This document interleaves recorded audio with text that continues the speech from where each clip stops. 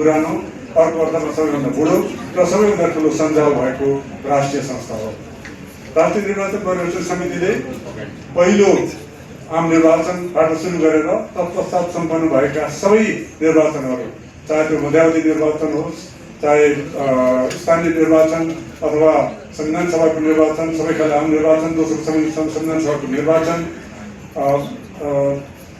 नयाँ संविधान निर्माण भएपछिको पहिलो 3 तहको निर्वाचन, त्यसपछिको आवधिक निर्वाचन, अनि अहिले आएर जेनजीकृत आन्दोलन पछाडिको अप्रत्याशित निर्वाचन पनि सम्पन्न गरेको छ।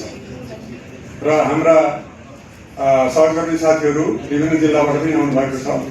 केही माननीयज्यूहरूलाई पनि म देखिरहेको छु, अहिले निर्वाचित हुनुभएका माननीयज्यूहरू पनि हुनुहुन्छ, विभिन्न दलका हाम्रा रिसोर्स पार्टनरहरू हुनुहुन्छ। त्यस्तै गरेर सञ्चारकर्मी साथीहरू, प्रबुद्ध मित्रहरू, राजनीतिज्ञहरू, सबै साथीहरू हुनुहुन्छ। सबैलाई म एकमुष्ट फेरि पनि नमस्कार अभिवादन गर्दछु। यो आजको यो कार्यक्रमको मूल उद्देश्य भनेको निर्वाचन पर्यवेक्षणको सिलसिलामा हामीले मुलुकभरि निर्वाचन पर्यवेक्षकहरूलाई परिचालन गरेका थियौँ भन्नुभयो अहिले आएर। र त्यो क्रममा विगतमा हामीले पहिलो संविधान सभाको निर्वाचनमा 14,000 पर्यवेक्षक, दोस्रो संविधान सभाको उसमा 11,000 पर्यवेक्षक, र अब अहिले आएर त्यो पर्यवेक्षकको सङ्ख्या कटौती हुँदै गएको छ। तर हाम्रो गुणात्मक हिसाबले, वैज्ञानिक ढङ्गले, व्यावसायिक ढङ्गले, निष्पक्ष ढङ्गले आचार संहिताको परिपालना पूर्ण रूपमा गरेर त्यो निर्वाचन पर्यवेक्षण गर्ने नयाँ शैली, वैज्ञानिक शैलीहरू पनि हामीले तय गरेका छौँ। त्यसले सङ्ख्याभन्दा पनि हाम्रो गुणात्मक कुरा चाहिँ महत्त्वपूर्ण हुन्छ भन्ने कुरा यहाँ सुरुमा निवेदन गर्न चाहन्छु।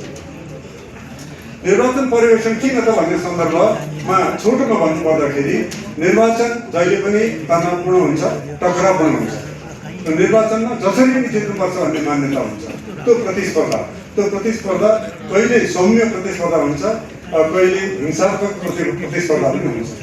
र स्वतन्त्र पर्यवेक्षकहरू, नागरिक समाजका स्वतन्त्र पर्यवेक्षकहरू, राष्ट्रिय पर्यवेक्षक या अन्तर्राष्ट्रिय पर्यवेक्षकहरूको भूमिका भनेको त्यो निर्वाचन स्वच्छ, स्वतन्त्र, विश्वसनीय भएको छ कि छैन भन्ने कुराको नजर लगाउने हो नजिकबाट।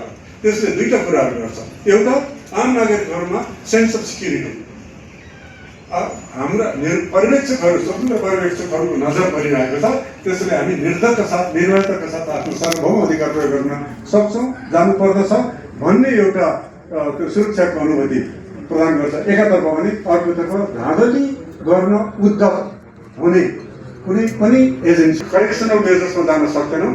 तर हाम्रो नजर एकदम नजिक, सूक्ष्म र हाम्रो रखवारी हुन्छ, हाम्रो खबरदारी हुन्छ।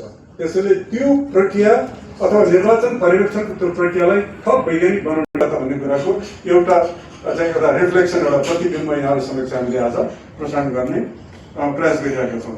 फ्री इलेक्सन एमफिलको फाउन्डिङ मेम्बर हो।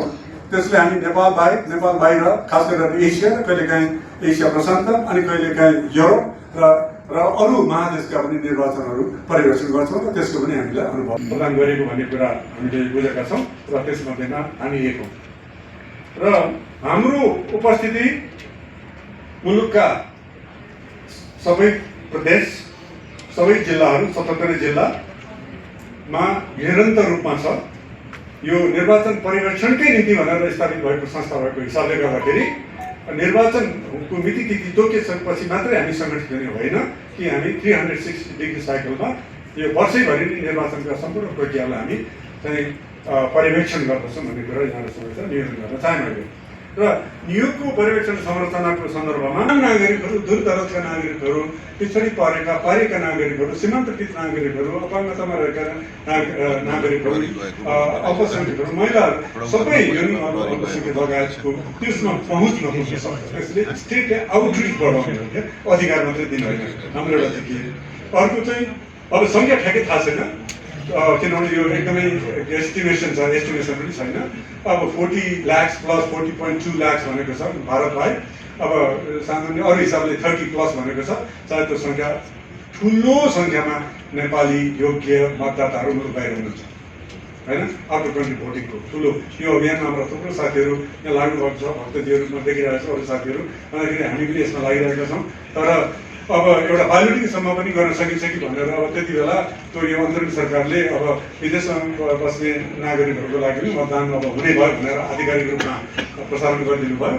अनि त्यस पछाडि सबैतिर अब यो जुन मिलाउने स्थिति बन्यो, तर यो प्रक्रिया अगाडि बढ्नै सकेन, पाइलटिङसम्म गर्न सकेन। निर्वाचन आयोगले ऐन दिनुहोस् हामी प्रक्रिया अगाडि बढाउँछौँ भन्नुभयो, राज्यले ऐन दिन सकेन।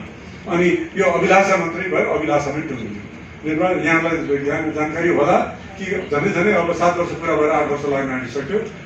सर्वोच्च अदालतको आदेश कि अविलम्ब वैदेशिक मतदान भनेको आउट अफ कन्ट्री भोटिङको प्रोसेस सुरु गर्नु भनेर तत्कालीन राज्य व्यवस्था समितिले पनि निर्वाचन आयोगलाई त्यही प्रकारको निर्देशन दिएको छ। तर एज बितिसक्यो, तर यसको आधिकारिक तयारी भएन, हुन सकेको छैन। र मलाई के लागिरहेको छ भनेदेखि यही ढङ्गले अगाडि बढ्ने हो र अरू प्राथमिकता लिने हो भनेदेखि आउँदो निर्वाचनमा पनि बाह्य मतदान आउट अफ कन्ट्री भोटिङ हुन्छ भन्नेमा म चाहिँ विश्वस्त छैन मेरो आफ्नो अनुभवले। किनभने Nepalese are everywhere and we are present in 178 countries. अनि भेराइटिजका कन्ट्रिजहरू छन् हाम्रो डेस्टिनेसन कन्ट्रीहरू। कहाँ लोकतान्त्रिक देश छन्, कोही प्रजातान्त्रिक देश छन्, ह्युमन राइट्स फ्रेन्डली कन्ट्री छन्, कहीँ तपाईँको अब खाडी प्रदेशको अलिक नामी कस्ता देशहरू छन् त्यहाँ जहाँ लोकतन्त्रको गुन्जाइस छैन, त्यहाँ लोकतन्त्र अभ्यास गर्न कति सजिलो होला, एमओयू होला कि नहोला। लाखौँ लाख मतदाताहरू चाहिँ हाम्रो जहाँ मतदानै हुँदैन त्यो देशमा त्यहाँ मतदानको निम्ति लाखौँ मतदाताहरू चाहिँ तपाईँको चाहिँ पङ्क्तिबद्ध भएर भोट हाल्ने स्थिति बन्ला कि नबन्ला, कति धेरै एक्सर्साइज गर्नु पर्ला। त्यसले गर्दाखेरि यो चाहिँ इट्स अ हर्क्युलेन टास्क।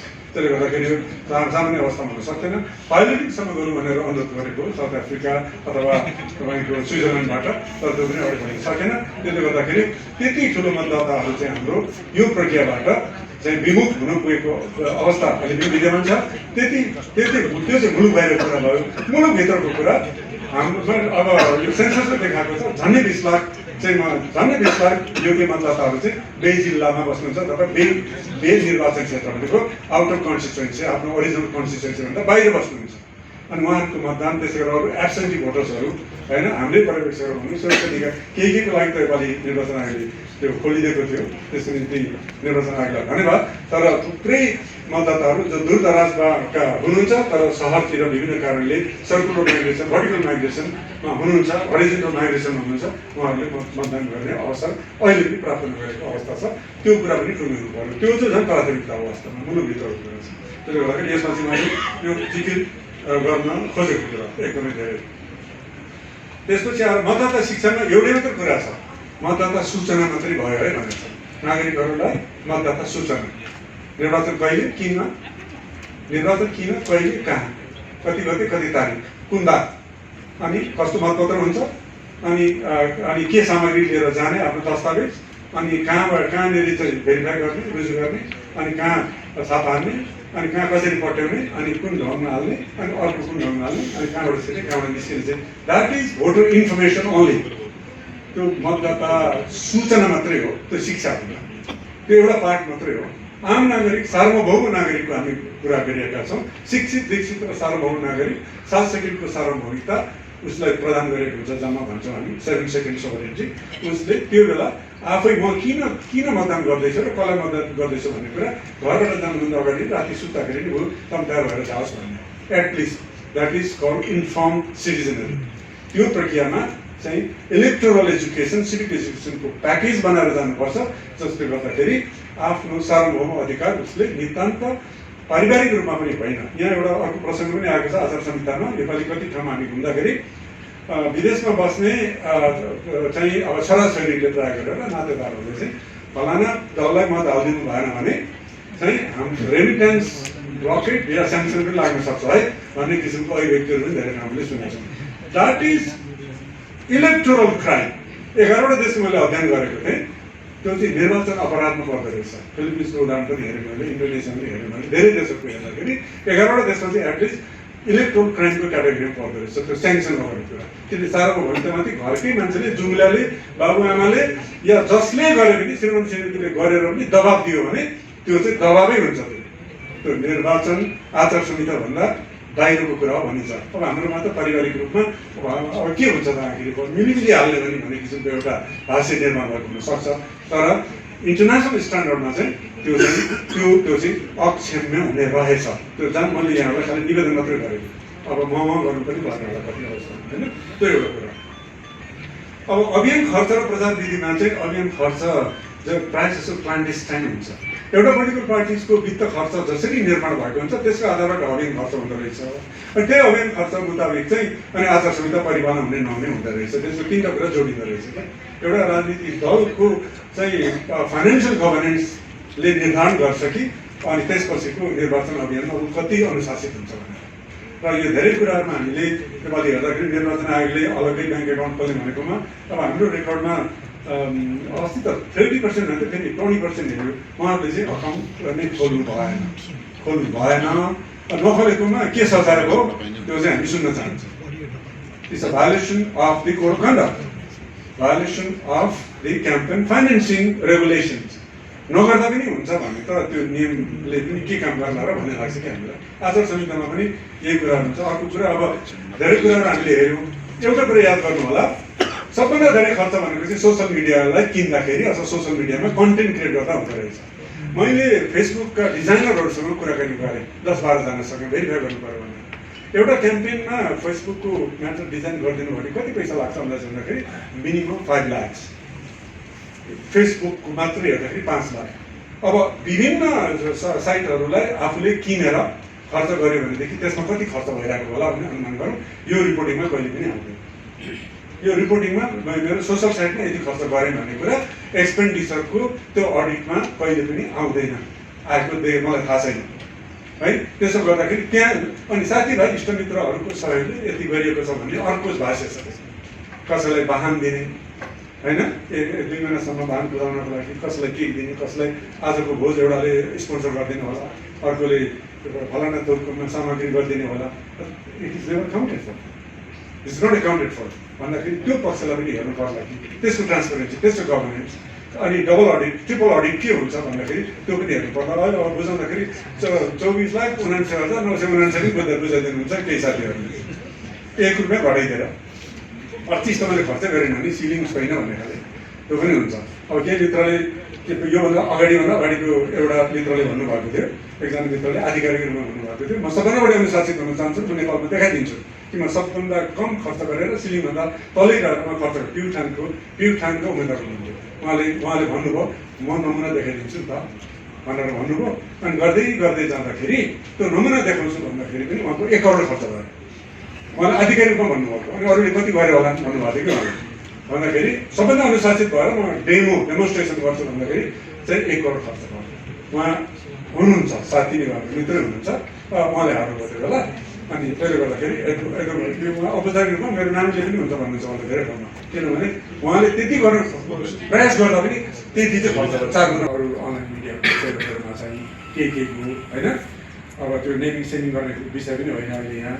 तर फेरि पनि हामीले सामाजिक सञ्जालको कुरा गर्दाखेरि चाहिँ यो परिस्थिति चाहिँ देखिएको छ, जुन यहाँ देखिएको छ भन्दाखेरि हामी सबभन्दा बढी चाहिँ यो विचको भ्रामक सूचना, डिसइन्फर्मेसन, मिथ्या सूचना भइरहेको सूचनालाई अब कसैलाई क्षतिपूरण हिसाबले प्रयोग गर्ने त्यो चिजै होइन, त्यो तथ्य नै होइन, डिसइन्फर्मेसन छ।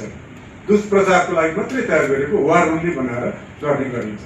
यो धेरै जसो तपाईँको यो सोसल मिडियाको जुन हामी अल्गोरिदम भन्छौँ र त्यसपछिको एस्ट्रोट्रफिक भनिन्छ, यो कम्युनिटीमा जाने एस्ट्रोट्रफिक र इको च्याम्बर बनाउने कुरा हुन्छ।